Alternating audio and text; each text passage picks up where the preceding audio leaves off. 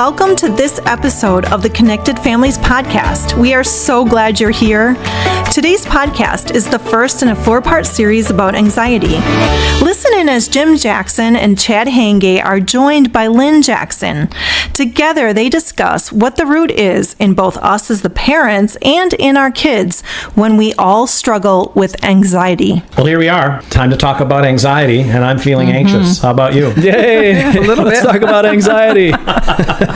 Rah, rah. Yeah. I joke often, and it's only a half joke, I guess, that anxiety for me is sort of a lifelong journey. It's a deal that's been hard for me to conquer, and I still am a work in progress. You are working it, though. Well, thank you. And coming from you, that's quite a compliment. I'm going to take it. How about the two of you? We all wrestle with this. Yeah. It's something we're implored by the Bible not to do, but what have been some ways that anxiety has been a challenge for you? I think I don't struggle as overtly with it. I haven't had panic attacks or any physical symptoms, but I think when I dig deep in just different, maybe not so functional reactions to my kids or in social situations or whatever, I keep going down through the levels of what's this about? What's this about? What's this about? And I usually end up at anxiety. Well, and did you hear Lynn imply right there, Chad, that somebody she knows has panic attacks from time to time? Yeah. I mean, she knows a lot of people, Jim. She knows a lot of people.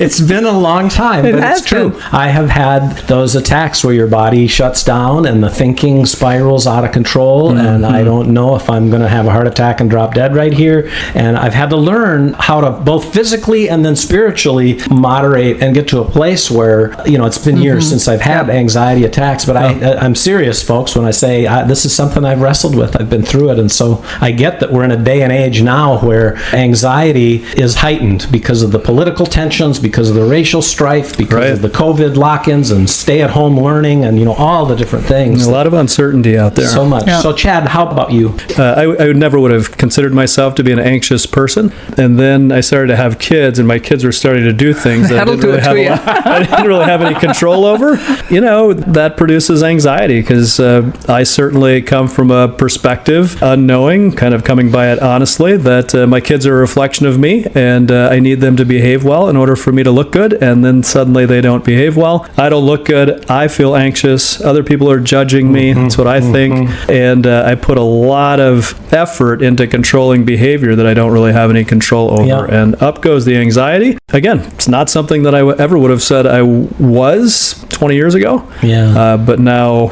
it kind of comes out in some different ways, especially about just concern about their future. Like, what are they going to become? Yeah. And what's going to happen? So if you're relating, listeners, to some of the things you're hearing as Lynn and Chad and I start talking about this, tune in for a little bit. We're going to have a conversation about anxiety through the lens, like we so often do, of the Connected Families framework that we teach parents. And we're not going to take a lot of time in this series to unpack that framework, other than to say, at the foundational part of our lives, we are responsible to us. We're responsible to take captive to Christ's obedience, the thoughts, the actions, the repeated things that we continue to go through and struggle with, as well as to recognize God's righteousness in us and through us, and how does that show up, and give some celebration to that. But in our foundation work, I think we're compelled, as much as anything, to understand our anxiety for what it is, to use words to name it, to be prayerful about it, and to start making some new choices. Yeah, it's really important. And there's been lots of families that in this environment have called back in for coaching. It has been really stressful. But it's also been fun to see parents really dig deep and start in that foundation place of looking into themselves and figuring it out. Yeah, the survey that we took, and we've referred to this a few times back, and this was before some of the racial unrest, which I'm sure has even upped the game a little bit, suggested that 70% or more of the families that are paying attention to what we're doing at Connected Families have heightened stress in their homes these days. Again, the number's probably higher, and so we don't want stress to win. We don't want anxiety to win. We want to engage with this in a way, and Lynn, you suggested, and Chad, I know you too, have coached a lot of parents through some of the issues that they're stressed about that provoke anxiety in them and their kids. And so let's dive in for a little bit in this episode about what's the work we as parents can begin to do that help us to wrestle well with this issue of anxiety in our homes. Well, it really is to just ask that question, what's going on in me about this? And I coached the mom of a 4-year-old who was starting to have kind of classic, almost OCD kinds of symptoms of changing his underwear every time he went to the bathroom, and having a high fear of small, round, dark fruits like blueberries, like screaming meltdowns over blueberries and things like them. And so she came in for coaching, and we just started by digging down, wow, what goes on in you at this time? And she got in touch with how her mom had big explosive meltdowns, and then she would feel terrified. And so now when her son does this, she would feel highly anxious and out of control. Yeah. Did she share with you some of the thoughts that she would have, or some of the actions she took out of that place of fear and anxiety? Just very loud and controlling, and trying to get him to calm down. And then sometimes she'd just leave. She couldn't take it.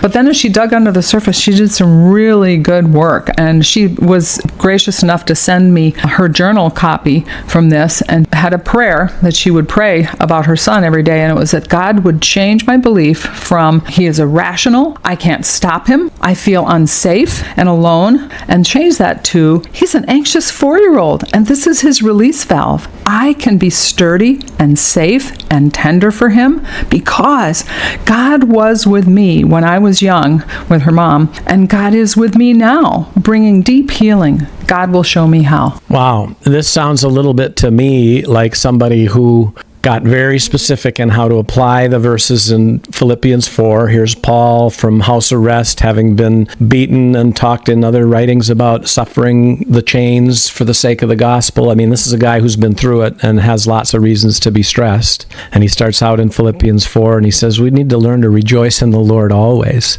And it's so important. He says, I'm going to say it again, rejoice. And then goes on to talk about the anxiety and stress. Don't be stressed. Don't be anxious. But in everything, so kids who are scared of little black objects. Parents who are afraid their kids are making poor choices. Yeah, in everything. Right? Anxious. Yeah, in everything, with prayer, petition, and thanksgiving in your heart, make your requests known to God, and the peace of God that transcends understanding will guard your heart and mind. Sounds like she was living that out. Absolutely. And it was really fun to hear, she wrote back a few weeks later and just said, David is doing much better in terms of his anxiety and stress. We've had very few meltdowns or tantrums, and he seems to be able to recover more quickly.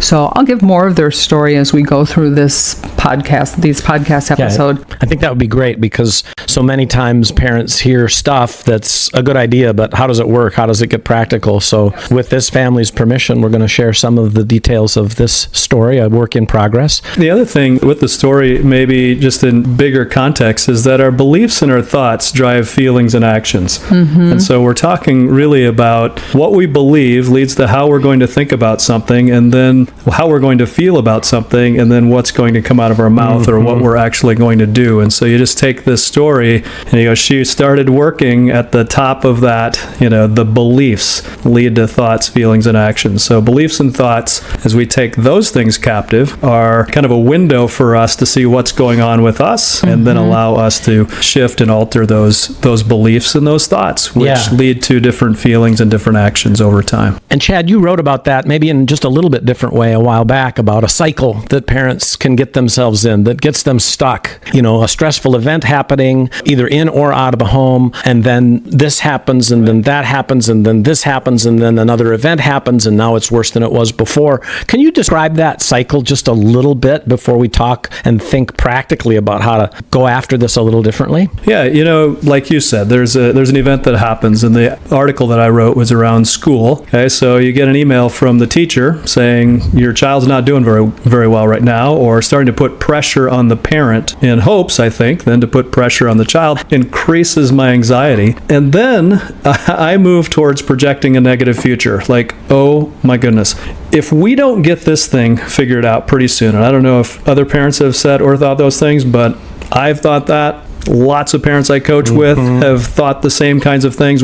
If we don't get this thing figured out, this negative thing is going to happen. They're never going to graduate from school. They're going to have to retake the class, whatever it might be. And then it moves me into controlling and micromanaging. Okay, when I get fearful and anxious, I naturally become a controlling parent. That's my default. Anxiety leads me to controlling and micromanaging. So now I'm having a conversation with my child saying, what are you doing? I got an email from your teacher, and you can just hear even the anxiety in my voice does not produce a response that's going to be very receptive to that. So, which is such an important point. I just want to stop and dwell on it for a second. We haven't really said this out loud as well as we could have yet, which is there's a relationship, isn't there, between our kids' anxiety and ours. If I get anxious in my efforts to help my child settle down, that's not productive. It goes the other direction because my kids feed off of my anxiety. Right. Yeah. So increased anxiety leads to projecting a negative future, moves me towards controlling and micromanaging, which leads to discouragement for my kids. They start to get discouraged, and discouraged kids tend to give up or they're just not going to do the things that we would like them to do. And our discouragement really moves them towards really our children resenting and resisting us. So they're discouraged. I'm offering great suggestions, by the way. I mean, if they would just do what I'm telling them to do, everything would be fine. Yeah. Okay. Of course. Dad knows best, right? But there's the resentment and the resistance that starts to happen when I move in that direction, which then, by the way, completes our cycle and moves me back into an increased anxiety. Because now I'm getting this back talk or this lack of movement towards what they should be doing, and I get more anxious, and we just keep rolling through that cycle. So we get to the end of one iteration of the cycle and hear ourselves saying things like, where is this heading, and what are we going to do about this? And, all of these negatively charged expressions, not that it's not healthy to want to do something about it, but that you can hear the energy, right? And when it's that kind of energy, then it tends to fuel the process. Boy, I sure relate to that cycle myself, as well as parents I've coached. Say more about that, Lynn. Well, just that as our anxiety grows, we get more prone to think negatively because our systems are in fight or flight. Self-protection, where's the danger? And then we get more controlling because that's all part of that, fight or flight system, is to try to control something. When we feel out of control, then the kid gets discouraged and he or she fights back or just gives up. And then the whole thing goes more and more. You said that you relate to that. How is that personal for you? Oh, it just reminds me of what would be behind my riding my kids more when they were young. It's like, what's going to happen if this doesn't go somewhere, doesn't get better, and I got to make it better and quick and put a lot of pressure on everybody. So here's a little bit about this cycle. Here's a little bit about the traps we get ourselves in by repeating the cycle of anxiety. We're going to come back on the other side of a little break and talk about some hope. What are some things we as parents can do to think practically, to do some things that help us to release our own anxiety before we engage with our kids as much to help them with theirs? Here at Connected Families, our mission is to equip parents to lead their family with grace. With that in mind, we have a number of free resources on our website. There's a free ebook called Help Your Child with Their Anger. There is also a number of free encouraging image downloads and even a list of 60 fun activities to do with your kids. If you are interested in free resources to help you with your parenting, check out our website at connectedfamilies.org. Click on the Resources tab and then click on Free. Well, we took a few minutes there to talk about the struggle with anxiety that each of us relates to. As individuals, each of us has found ourselves in anxious places. We've learned some things about how to move toward God's grace, God's truth, the peace that surpasses understanding. We've learned to help parents through that. Let's take the rest of our time to really look into what is the antidote? What are some ways that we can grow away from that anxious place, those anxious habits that we have, and toward those peaceful peace that surpasses understanding practices and habits. And one of the things, just following up on your Philippians 4 take around the peace that passes all understanding, guarding our hearts and minds in Christ Jesus, the following two verses, Paul tells us what we should focus on. And he says, kind of the antidote, right? Yeah, finally, brothers and sisters, whatever is true, whatever is noble, whatever is right, whatever is pure, whatever is lovely, whatever is excellent, praiseworthy. Think about those kinds of things. And then I really like verse 9 where he says, whatever you have learned or received or or heard from me or seen in me, put it into practice, right? And the God of peace will be with you. Which starts to kind of bring it back to, it's why it's so important for us to start with us, right? Yeah. Mm-hmm. Yeah. And that's why I giggled. It's like, oh, I know sometimes parents don't want it to be about us. We want it to be about a formula for helping our kids. We don't want it to be about looking inward and figuring things out. Let's talk about this though, because of how important it is. And I want to talk for a little bit about just a day I had last week. I had a bad day. I had a bad day for a bunch of reasons. I had felt some shame about some things. I was feeling underproductive. I was feeling like, gosh, I'm 60 years old and what's my life about now? And, without dismissing at all some of the things God has done in and through me and Lynn to get connected families to this place. It's like, gosh, what's my next chapter? And I was just starting to think all these goofy, weird thoughts. And I just knew I had to take a walk. And I took a walk and I did the work. I did the best I could to look at what was good and to pat myself on the back for things I've done. And Jim, you're not such a bad person. And you look at all you've done and all the things. And it wasn't getting me anywhere. It was just like, yeah, I said that to myself before and it's not helping right now. And then I was like, you know what? I need to run. And I'm not much of a runner, but why does the laughter come so quickly when I say that? But I took off and I ran for, it wasn't very far, 100 yards or so. I ran about as fast as I could and I got my heart beating and I got myself out of breath. And then I remembered this thing that I had read about giving yourself a hug, literally giving yourself a hug. And there's things that happen in your brain when you cross your right arm to your left shoulder and your left arm to your right shoulder. And they could make a song about that, I suppose. And I just hugged myself and said to myself, Jim, all the stuff and the things you do don't matter. I love you. And it's like, I know that was God's voice for me, but it's also, Jesus told me to love my neighbor as I love myself. And there was something in that activity that helped me get to a different mind state. Now, I know there's some spiritual stuff that happened there. There's some practical stuff that happened there, but I think there's something in there to learn, isn't there, about how to think about going through this stuff and put those verses into place with our kids. Well, I love that the verses start with, finally, brethren, whatever is true. Mm-hmm. And we anchor ourselves in the truth about ourselves and God's presence with us and his love for us. And perfect love casts out fear. You'll probably hear this verse more than once in this series, but that's the bottom line of just knowing that I'm loved. My value is not dependent on how things go right now. My future is secure. All those kind of things that can just start to erode that anxiety that wants to rise up and just overcome us. Yep. So get practical. You coach parents. You help parents through this all the time.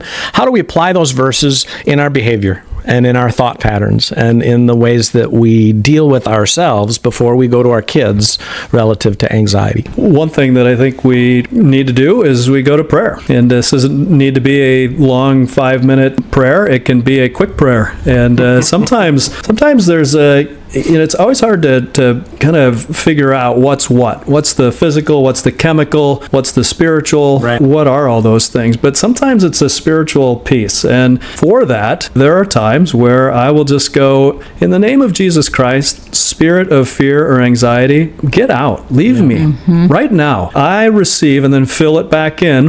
I just receive the spirit of truth in me, and I reject your efforts to bring anxiety to me or to help me go down that path. Sure, and that's really Philippians 4:6. Be anxious in nothing, but in everything with prayer and petition. The petition comes after the prayer, the thinking, the thoughtfulness, the asking God to help me with the things that I'm struggling with, which is really kind of a form of surrender, isn't it? But it starts with prayer. Nothing that really gets in the way of our parenting effectively than us being anxious. So if the enemy is going to get a foothold in us to really drive our parenting in some ways that aren't very healthy or helpful, that's a really, really good target, I would suggest. Well, and Lynn, before you say what you're going to say, I just want to say, if you're listening to this and you're thinking, gosh, that's what I need this prayer piece, please reach out to us at Connected Families. We have a prayer ministry. Chad and his wife Karma help lead folks through healing prayers, anchored in the Connected Families framework, but it's this foundational part of our lives, and sometimes we need help to dig in there. I will also say,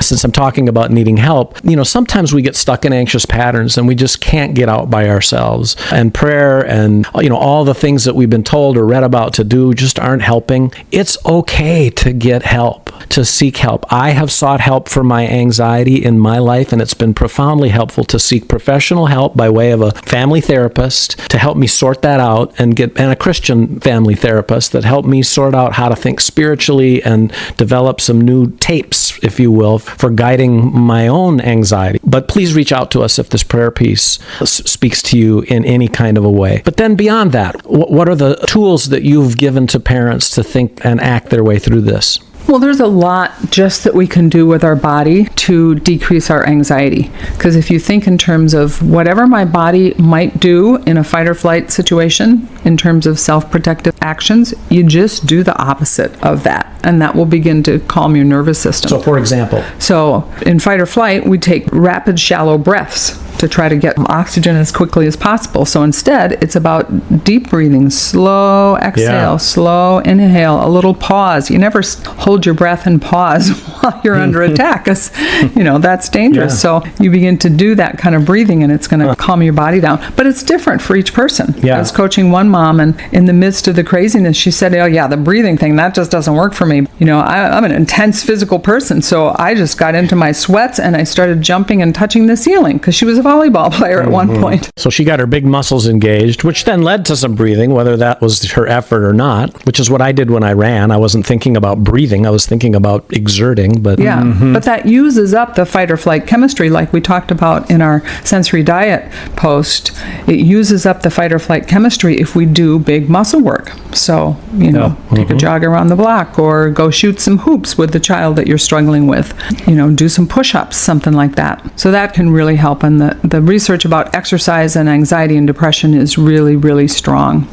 And then simply focusing on what is good and true, like Philippians 4:8. And this was huge for me, because I could get into a real negativity cycle. So just recognizing that these negative, anxious, discouraged thoughts can truly be a tool of our enemy, and that I am determined not to give him the satisfaction of our spiritual enemy, not to give him the satisfaction of raking myself and my children over the coals with these anxious, discouraged, negative, there's no hope, you're defective, you're inadequate kind of beliefs, knowing that they are subtle lies. And so really digging back to what's true and keeping that in front of my eyes and remembering that. And they're keeping it in front of your eyes, really that practice of understanding and identifying what the unhelpful, we call toxic beliefs are, and then literally writing down the truth, right? And finding ourselves asking God, what's true about me in this situation? Could you help me? And that might mean you ask a couple other people if you're really stuck. But what is true about me? Writing it down, putting it on your phone, putting it where you can see it. And when you're tempted to go back to that place of repeating the negative, you're like, no, this is the truth. And that we saturate ourselves in truth. I really love that. And it makes me think about the meme movement, the memes on Facebook and on Instagram. And people love certain memes. And I've noticed a trend about the memes as it relates to spiritual things. And sometimes the memes are those kinds of memes that it's like, if you keep your head up, you won't run into a tree. Or something. I'm just making this up. Don't make a meme out of that. But it's the kind of meme that reminds me that I've been running into trees a lot, and it feels sort of discouraging. Like, that's not a helpful meme for me, because I run into trees a lot, and that's a part of my life. If we relate it to anxiety, I still, at age 60, run into anxiety trees because I don't always keep my head up, and that meme isn't going to help me. But what's the short meme that might help me? Dwell on what's true about you. Dwell on what's true about God. A short, repeatable thing. Well, that's what I love about David's mom did when she wrote this in her journal. She told me she referred to this every morning in her prayer time. She would go back to these core beliefs, and she had a different one for each of her kids. But just even thinking again about that belief about David, it's like, I can be sturdy and safe and tender for him because God was with me when I was young. So she wrote her own He is with me now. Yep. Of she wrote her own truth. I love that. Well, what else do you want to say about this before we wrap? I want to say that our kids can learn more from watching how we deal with anxiety and stress than they probably ever can in a Sunday school lesson, because this is real life. This is who I look to, as you said about whatever you've learned and seen and received from me. This is real life. These are my real God-ordained role models. And to overt and talk about our process out loud instead of disappearing to our quiet time and coming back a little more peaceful, but talking out loud about how we deal with anxiety and memorizing scripture together with our kids. Wow. So when one of our kids was struggling in middle school with just anxiety about the pressures of middle school, we worked on memorizing Philippians 4, 6, and 7 together, and that kind of became a life verse for him. And that's invaluable opportunity to disciple our kids when we are going through all this tough stuff. The effort that you put in around this work, the foundational work, will lead to then the rewards later. We can't start at the, don't be anxious kids. And so I just say, give yourself a break. Identify. I always think about it as the mall kiosk where you look for the "you are here" statement, right? And you go, oh, there's the sticker, "you are here." It's really hard to get places when you don't know where you are. And so if you're going, this is where I'm at, where do I want to go? And God would give me vision for that. And I think having mentors and people come alongside of us, living this by yourself, feeling like you've got to gut it out or somehow make the changes by yourself can be really daunting and really hard. So inviting a trusted friend or spouse into that situation who's willing to offer you grace and give you encouragement around that could be very beneficial as well. Yeah, so the antidote cycle, if you will, begins with prayer, begins with a physical awareness and doing some breathing however we can, or getting physical to the degree that we can. It's to give some brain power to what's good, to focus on what's good. It's to be thoughtful about the things we say to ourselves and to repeat life-giving stuff and to find a way to defeat stuff that's not life-giving. And then it's to find help, to get help, whether it's professional help or not. Invite people to walk this journey with you, especially in these days, in these times. So important to be sharing our journeys with one another. I just want to even add in a little story. This topic brings me back to the night a while ago when Jim and I were in a really, really rough, discouraged, highly anxious place. And we showed up on Chad and Karma's doorstep and just said, "Pray for us." And they lit a fire and put us into chairs and gave us a little back rub as they prayed. And it was one of the most amazing healing times. Even if you have to get a babysitter for your kids, who are your people that can do that for you? And maybe it's just a Zoom prayer, but get support from the body of Christ. So we've referenced a number of posts and things that you can access. They'll be in the show notes. And we're going to come back next time and talk about some do's and don'ts, very practical do's and don'ts for encouraging our kids through anxiety as we get a hold of our own. What are the well-intentioned things parents do that might end up being counterproductive? And so between now and then, just get deep in yourself in this notion that as you grasp your own anxiety and where it's coming from and what you do to submit your anxiety to the Lord, know that you'll be better able to help your kids with their anxiety. Thank you for joining us for this episode of the Connected Families Podcast. We hope you got tips that you can use in your parenting today. Please subscribe and leave us a positive review so other families can find us and learn how to parent with peace and connection.